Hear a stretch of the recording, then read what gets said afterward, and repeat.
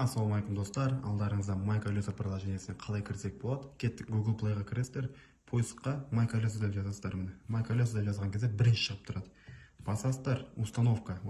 Установка жасайсыздар, астында отзыв деген болады.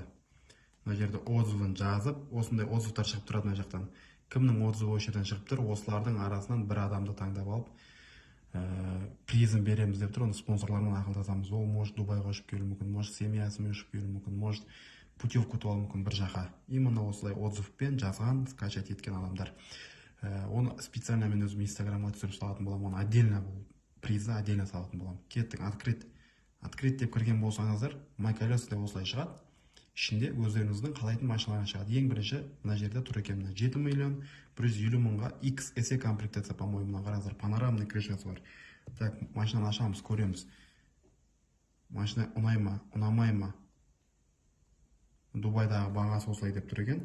Астына характеристикасын оқимыз. Кеттік, 2/5, 78 мың пробег жүрілген екен машина.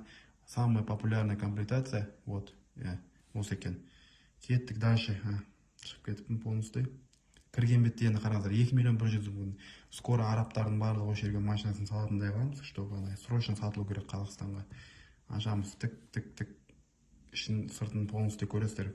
Как өздеріңіз ұнап жүрген сияқты, потом жерге характеристикасын оқыңыздар. 2013 седан